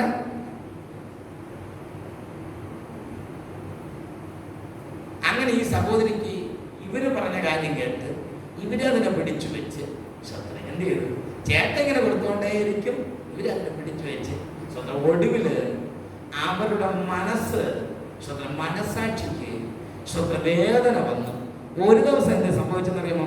ദൈവത്തിന്റെ ആത്മാവായിട്ട് തന്നെ ഈ സഹോദരിയുമായിട്ട് ഇച്ചിരി പിണങ്ങുവാനായിട്ട് ഇടയായി. അപ്പോഴാണ് പാസ്റ്ററോട് ചെന്ന് പറഞ്ഞിട്ട് സ്വന്തം ആ ദശാംശം മുഴുവനും കൊടുക്കുക മാത്രമല്ല, ഞാൻ തരാത്തതിന്റെ കാരണം ഇന്ന സഹോദരി എന്നോട്, അതുകൊണ്ട് കൊടുക്കാൻ മനസ്സുള്ളവർ കൊടുക്കട്ടെ, നിനക്ക് കൊടുക്കാൻ കഴിഞ്ഞില്ലെങ്കിൽ കൊടുക്കുന്നവരെ എന്ത് ചെയ്ത് കൊടുക്കാതിരിക്കാൻ നീ ഇടപെടരുത്. ഇടപെട്ട് കഴിഞ്ഞാൽ പാസ്റ്ററിന് കിണറുണ്ടാകും, ലോറി ഉണ്ടാകും, എന്തെല്ലാം ഉണ്ടാകും, എല്ലാം ദൈവമായ കർത്താവ് നൽകുന്നത്. പാസ്റ്ററിന് കൊടുക്കുന്നു എന്ന വിധത്തിൽ കൊടുത്താൽ നിനക്കനുഗ്രഹം ഉണ്ടാകത്തില്ല. നീ ദൈവത്തിന്റെ നാമത്തിന് വേണ്ടി കൊടുക്കണമെന്നുള്ള ഒന്നുകൂടി പറഞ്ഞാൽ, ആലയത്തിന് ആകാരം ഉണ്ടാകേണ്ടതിന് നിന്റെ ദശാംശം മുഴുവനും കൊണ്ടുവരുവാൻ പറഞ്ഞ നാഥന്റെ പ്രമാണം മുറുകെ പിടിച്ചുകൊണ്ട് നീ അതനുസരിച്ച് കഴിഞ്ഞാൽ ആകാശത്തിന്റെ കിളിവാതിലുകളെ തുറന്ന് സ്ഥലം പോരാതെ വരുവോളം നാഥൻ നിന്നെ അനുഗ്രഹിക്കാനിടയാ. മറ്റുള്ളവരുടെ അഭിപ്രായം കേട്ടുകൊണ്ട് നിന്റെ അനുഗ്രഹത്തെ നീയായിട്ട് തടയരുത്. വചനം പറയുന്നു, അബ്രഹാം അവരുടെ അഭിപ്രായം ചോദിക്കാതെ കർത്താവിന്റെ നിയോഗം ഏറ്റെടുത്തുകൊണ്ട് അവൻ അല്ലെങ്കിൽ കർത്താവ് പറഞ്ഞ വിധത്തിൽ ആ പൈതലുമായിട്ട് മുന്നോട്ട് കടന്നുപോയി. മുന്നോട്ട് കടന്നു പോകുമ്പോൾ 3-ാം ദിവസത്തിൽ കർത്താവ് ആ ദേശത്തിൽ അമ്മനെ കാണിക്കുവാനിടയായി. അടുത്ത വചനത്തിൽ പറയുന്നു, നമുക്ക് കാണുവാൻ കഴിയുന്നത്, അബ്രഹാം ശത്രം കൂടെ കൊണ്ടുപോയതായ 2 ബാല്യക്കാരെയും കഴുതയും ഈ പൈതലുമായി കടന്നു പോകുമ്പോൾ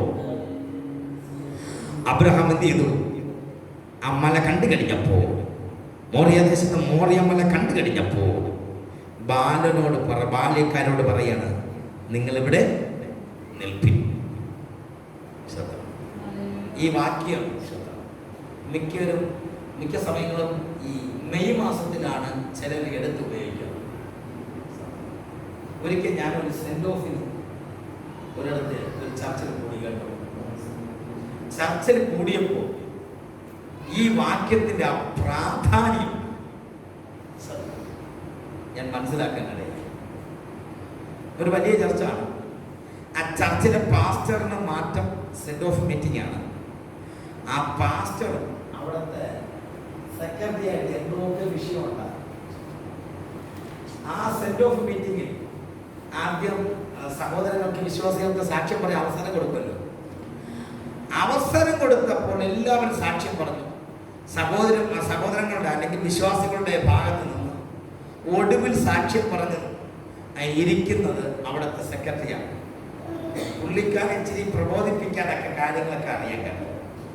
ബൈബിളൊക്കെ എടുത്ത് പിടിച്ചിട്ട് കുറേ കാര്യങ്ങളൊക്കെ പറഞ്ഞിട്ട് പുള്ളി പറഞ്ഞു, എന്നെ സന്തോഷിപ്പിച്ച ഒരു വാക്യം വായിച്ചിട്ട് ഞാൻ അംഗീകരിക്കും എന്ന് പറഞ്ഞുകൊണ്ട് സദൃശവാക്യം 28-ാം അധ്യായം 1-ാമത്തെ വാക്യമാണ് വായിച്ചത്. ശത്രു അവിടെ എഴുതിയിരിക്കുന്നത് ഒന്ന് വായിക്കാമോ? ആ സെക്രട്ടറി പറഞ്ഞ വാക്യമാണ്, ആരും ഓടിക്കാതെ. സെക്രട്ടറി സന്തോഷിപ്പിച്ച വാക്യം. പാസ്റ്റർ ഇത് കേട്ട്, പാസ്റ്റർ എന്ന് വെച്ചാൽ നല്ല വചനത്തിറവുള്ള മനുഷ്യൻ. എന്തായാലും മാറിപ്പോകുന്നതിന് മുമ്പേ ആത്മാവിൽ പ്രാർത്ഥിച്ചുകൊണ്ടിരിക്കുകയാണ് ഈ ജനത്തിന് ഒരു ദൂത് കൊടുക്കാൻ വേണ്ടി. അങ്ങനെ പാസ്റ്ററിന് അവസരം കിട്ടിയപ്പോൾ പാസ്റ്റർ കാര്യങ്ങളെല്ലാം പറഞ്ഞിട്ട് എന്നെ സന്തോഷിപ്പിച്ച ഒരു വാക്യം ഉൽപ്പത്തി പുസ്തകം 22-ാം അധ്യായം അതിന്റെ 5-ാമത്തെ വാക്യം വായിച്ചു കേൾപ്പിച്ചു. നിങ്ങൾ ഈ കഴുതയുമായി ഇവിടെ ഇരിപ്പി, ഞാനും ബാലനും അവിടത്തോളം പോയി ആരാധന കഴിച്ച്.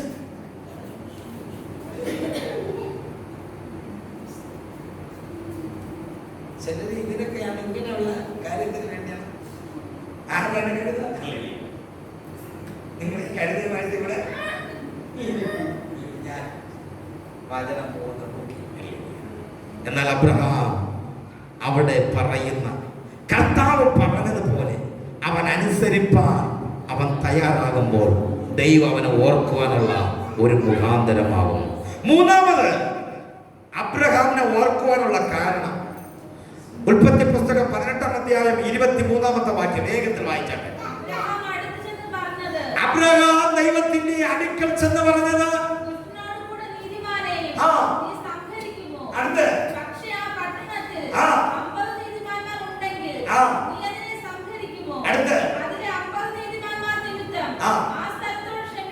കരമയർത്ത് ദൈവത്തെ സ്തുതിച്ചാട്ടെ.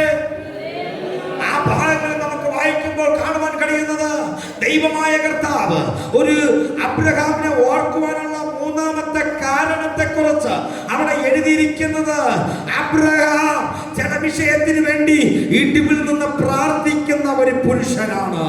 അവൻ ദൈവത്തിന്റെ അടുക്കൽ ചെന്നിട്ട് അവൻ ദൈവത്തോട് പ്രാർത്ഥിക്കുന്നു, എന്റെ ദൈവമായ കർത്താവ്, സൊദോം പട്ടണത്തിൽ 50 നീതിമാന്മാരുണ്ടെങ്കിൽ നീ ആ പട്ടണത്തെ നശിപ്പിക്കുമോ? ദൈവമായ കർത്താവ് അതിന് മറുപടിയായിട്ട് അവനോട് പറയുകയാണ്, ആ പട്ടണത്തിനകത്ത് എന്റെ ദൂതന്മാർ 2 പേരും അവിടെ കടന്നു ചെല്ലുമ്പോൾ അവിടെ 50 നീതിമാന്മാർ കാണുകയാണെങ്കിൽ ആ പട്ടണത്തെ നശിപ്പിക്കത്തില്ല. അബ്രഹാം പിന്നെ പ്രാർത്ഥിക്കുകയാണ്, ദൈവമേ, ആ പ്രദേശത്ത് 45 നീതിമാന്മാരുണ്ടെങ്കിൽ ആ പട്ടണത്തെ നശിപ്പിക്കുമോ? ദൈവം പറഞ്ഞു, ഇല്ല. ആ പട്ടണത്തിൽ 40 നീതിമാന്മാരുണ്ടെങ്കിൽ ദൈവമേ, ആ പട്ടണത്തെ നശിപ്പിക്കുമോ എന്ന് പറഞ്ഞ് അവൻ പ്രാർത്ഥിക്കുമ്പോൾ ദൈവം പറയുന്നു, 40 പേര് അവിടെ കാണുകയാണെങ്കിൽ ഞാൻ നശിപ്പിക്കത്തില്ല. അവൻ പിന്നെയും പ്രാർത്ഥിച്ച് അവൻ താഴ്മയോട് ദൈവസന്നിധിയിൽ ആ പ്രദേശത്തിന് വേണ്ടി അവൻ ഇടിവിൽ നിന്ന് പ്രാർത്ഥിക്കുകയാണ്. അവിടെ 30 നീതിമാന്മാരുണ്ടെങ്കിൽ ദൈവമേ നശിപ്പിക്കുമോ എന്ന് പറഞ്ഞ് അവൻ പ്രാർത്ഥിക്കുമ്പോൾ ദൈവം പറയാണ്, 30 പേരെ അതിനകത്ത് ഞാൻ കാണുകയാണെങ്കിൽ ഞാൻ നശിപ്പിക്കത്തില്ല. അവൻ പിന്നെയും പ്രാർത്ഥിക്കുന്നു, 20 പേര് 10 പേര് അവിടെ കാണുകയാണെങ്കിൽ ദൈവം പറഞ്ഞു നശിപ്പിക്കത്തില്ല.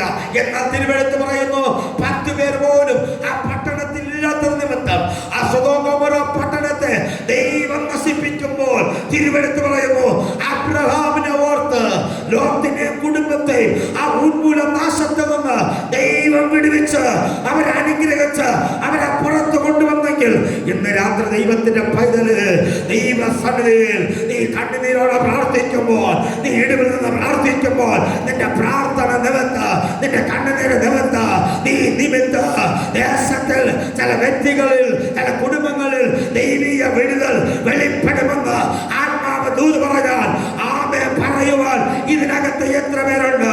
അവരൊന്ന് കരമടിച്ചുകൊണ്ട് ദൈവത്തെ ഒന്ന് സ്തുതിക്കട്ടെ. ഈ രാത്രി ദൈവത്തിന്റെ പൈതല്, നിന്റെ പ്രാർത്ഥന വലുതല്ല. ഒരു അബ്രഹാം ഇടിവിൽ നിന്ന് പ്രാർത്ഥിച്ചപ്പോൾ അബ്രഹാമിന്റെ മധ്യസ്ഥ പ്രാർത്ഥനയുടെ പിന്നിൽ ദൈവത്തിന്റെ നീതി